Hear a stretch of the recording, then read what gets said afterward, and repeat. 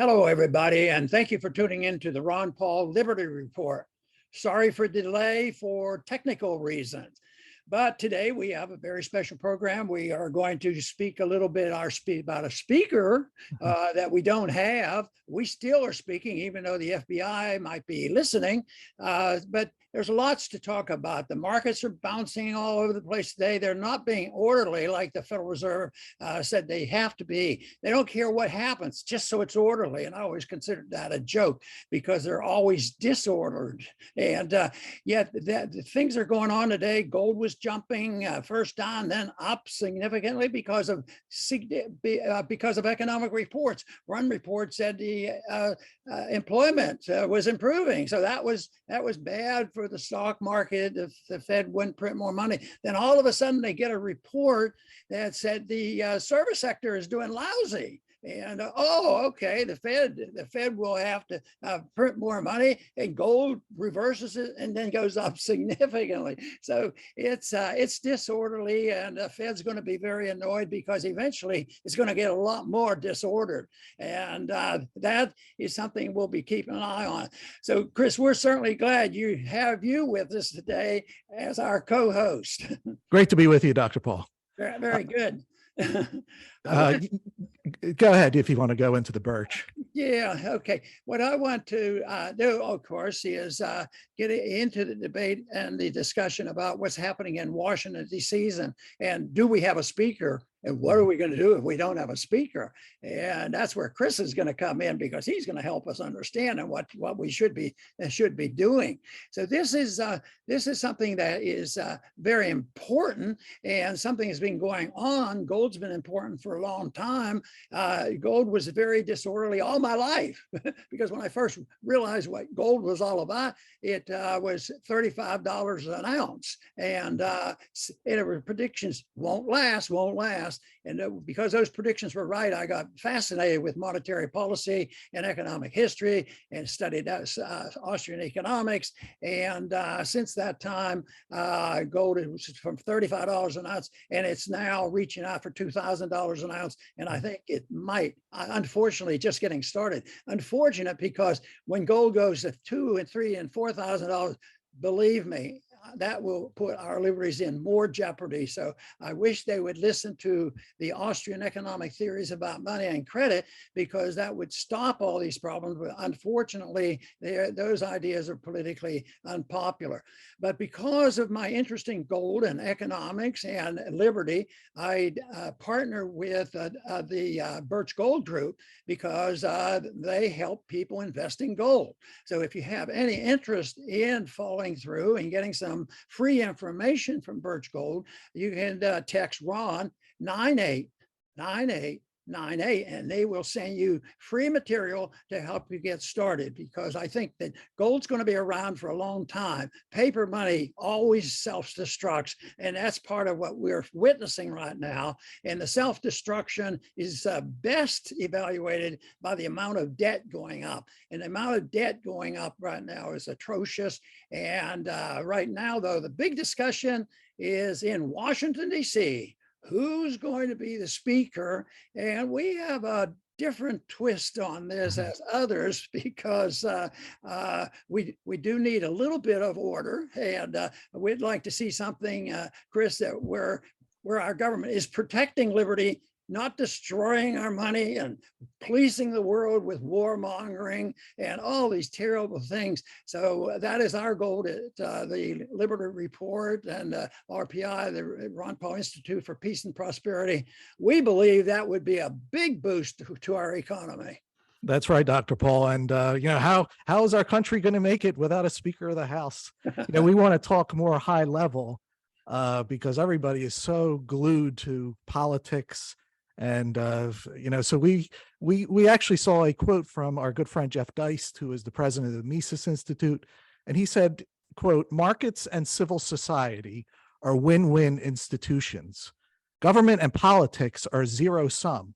So unless and until we reduce the importance of political outcomes, unless and until we make life less political, we should expect division to grow, end quote. And what a great observation. Politics divides our society. We could see it. I just see it in my lifetime, growing up, seeing my parents and even myself, politics, because everything has been politicized. And the market is the exact opposite. You go to the store, you deal with people all the time who, if you were to sit and talk to them, would probably completely agree with you on many things. And it doesn't matter. Everybody's allowed to have their own opinions. You transact with them and you go about your day. And that's how the market unites us. Politics, it slices and dices us, and everything is scrutinized, and businesses themselves have become political. So Jeff made a great point. We got to get politics, minimize it in our lives, not expand it. A lot of people talk about, especially libertarian conservatives and constitutionalists, of saying, well, we don't need the Congress there because the money won't be spent and they can't do any harm.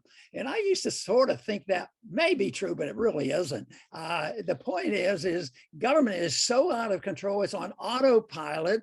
And even when they're in session, deep state runs the Congress. They're probably having a little discussion or a joke session going on about, no matter what they do, we're going to have control of the Congress anyway. Because just look at what they do. It was when COVID broke out that it was blown out of proportion and used as a gimmick to have all Republicans and Democrats, if they were on the road or in the Congress, rush and start voting, for more money. And there's bipartisanship is pretty strong when it comes to these fake problems that they have, whether it's COVID or the Ukrainian war. Just think, what is $100 billion they've spent on Ukraine? And Republicans and Democrats have done that. Yes, there are 20 or so in the House that are trying to straighten things out. But even in that group, I would say there's probably a few there that don't generally vote against the militarism that we have. And that's not to, disparage them at all, but it's just to make the point that it's the philosophy of these people that really drives it. And that the philosophy also drives the special interest, the lobbyists, the military industrial complex, the pharmaceutical companies, the medical companies. All these people have such a great influence. It's just very, very disturbing. And that's what we have to deal with. And right now, they think everything depends on, the speaker. And I'm not going to deny that there could be a difference, but I also am reluctant to say that's all we need. Is we need to shift gears a little bit, because the momentum in the other direction, like I said, government is on autopilot and the deep state is in charge no matter what happens. So that has to change too. But changing the speaker and doing these arguments and fussing, I think it's worthwhile, because we have a few getting a good lick at it and telling them why we should do things. But I'd like to hear more. Why do we have to have a Federal Reserve? And I found out that wasn't the most unpolitical thing to say and do. I found there were a lot of people interested in that. And there's a lot of people say, well, what about foreign policy? Don't we have to take care of Ukraine? More and more Republicans and conservatives are starting to shift. And they say, no, maybe we should deal with our own borders. So there are these changes going on, but I've been a strong believer that these changes have to be philosophically based, and then the people have to have a reflection and an attitude, and the government will reflect the people's attitude. That's why the people in the that were annoyed by the lockdown, when the parents got out and went and displayed their disgust with what they were doing in the schools, it had an effect. So it is important. The philosophy is important, recognizing that Washington, D.C. is not the place where you start and stop. I was there a few years and had a little bit of experience, not with expectations that all of a sudden they were going to listen, So but I do think that the responsibility is on us to make these points, and that there's more to it than having an election today and say, oh, McCarthy's speaker again. Everything is going to be all right. That's not going to happen. They had this type of fight right before the Civil War, and that point sort of worries me. Right. And, Dr. Paul, of course, you know this, but our country was not meant to be this monolithic, centralized power because problems are best solved locally by the people that are involved. You mentioned Ukraine and our foreign policy. Uh, you know, what happens locally affects us much more than what happens in Ukraine and Syria. It doesn't mean that you don't have to care about Ukraine and Syria. You just have to face reality that, you face the problems that are in front of you. And our lives are so complex, you can't even worry about your neighbor or the next town over. And you're supposed to worry about other countries, North Korea, this, they always have a carousel of countries, and it all costs us money.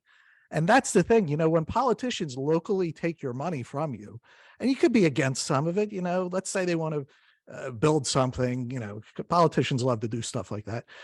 You at least see what they're doing. You can keep your eye on them. When Washington, D.C. takes our money, we can't keep an eye on anything. They do whatever they want with that money. Look how $100 billion, like nothing, went across to supposedly Ukraine. Who knows what is going on with that $100 billion? I mean, people know, the people that are involved, but the rest of us don't know, and we won't. So, we have to start getting back to local. That's where the problems are fixed, decentralized, because this centralization it has bankrupted us. That's what's happened. Very good. And one of the frustrations that I have had recently, and a lot of other people have too, that want to get our message out. But it's this whole idea of the authoritarianism of both right and left on many occasions. And that is, if you attack the government for some reason, you should be canceled and limited in speech. I think in this issue on that First Amendment and the FBI getting involved in social media, I think that it's probably pretty safe to say one party is much worse than the other, but it's still a philosophical issue that we have to deal with because the erosion has been general. You might say, yeah, the Democrats are so much worse on this, on canceling and working with social media.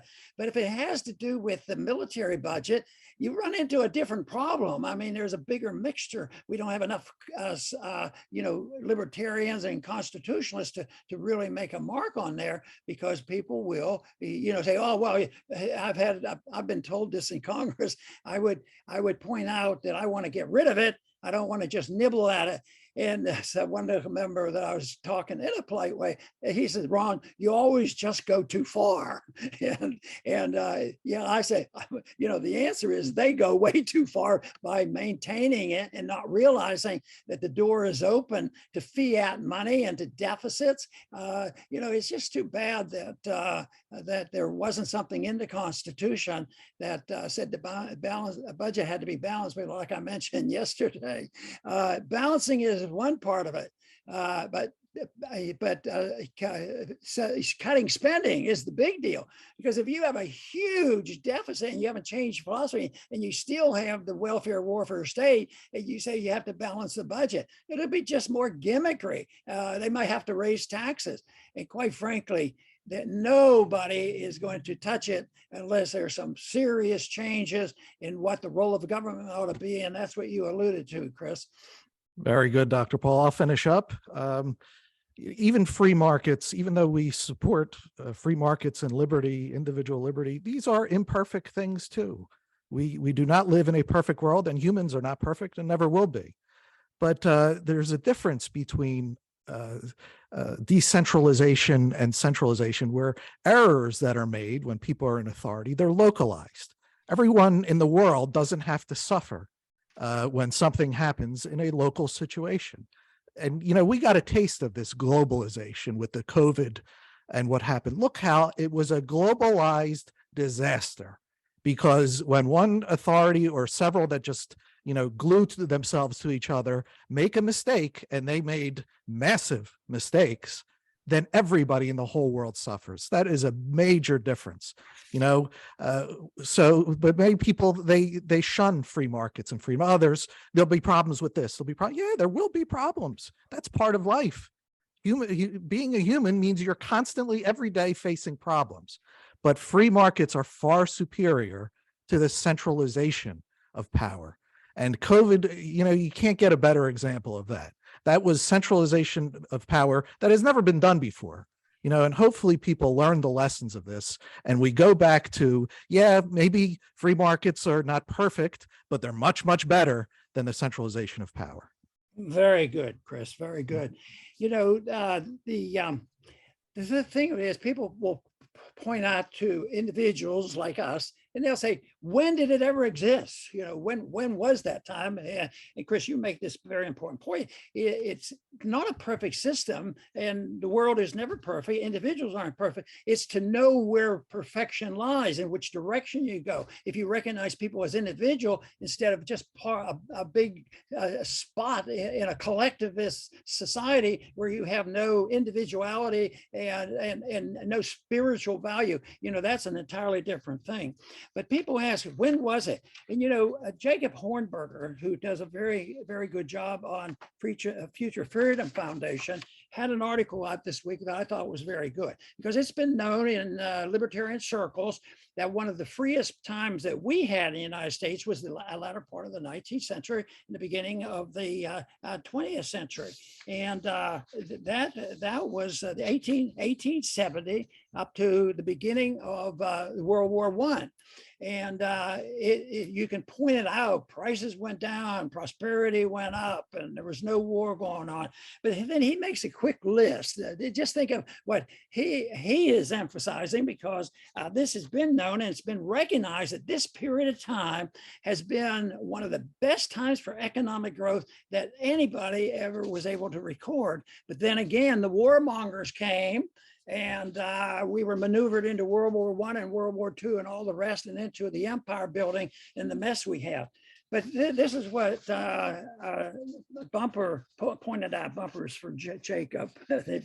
Okay, he points out no passports in this period of time, no Pentagon, no military establishment, no military industrial complex, no CIA, no NSA. Can this be true? No FBI, no foreign aid, no military bases, and also there was no bases and no immigration controls. Everybody was free to come and go. Oh boy, that people are so confused, and it's such a mess. You can't do it. I don't even want to say that, but yeah, I want to have controls, but it would be through property rights and voluntarism, which you could still control your borders. No minimum wage laws, and on and on. And one thing in this period of time that I've mentioned frequently, and that's 1875. We went off the gold standard in the Civil War period, and then they inflated with greenbacks, and it was a mess, and they didn't like it. So by the 1870s, they decided, well, they have to do something. And one thing that they did to emphasize this period of time is they said that we need to go back to the gold standard, because gold, the greenbacks were there, and the dollar price of gold has soared up. And so they had a Restoration Act, 1875. We're tired of fiat money. Get rid of some of these greenbacks. Let's quit it and honor the dollar with a conversion to gold. And so they did that, and they had a transition period over 3 years, 1875, 1878. 1878 came, and because of what Bumper described, wasn't so much competition for freedom and money. The transition was miraculous. During those 3 years, the so-called dollar price of gold just went down, down, down till it hit $20.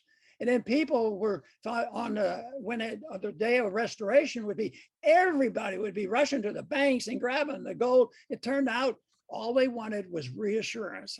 Some of them would go and say, well, I want to see it. And they would see the gold, and they would see that there was restoration again, and it settled the whole thing. Now, yes, that's an idea and a principle and a period of time that we should look at.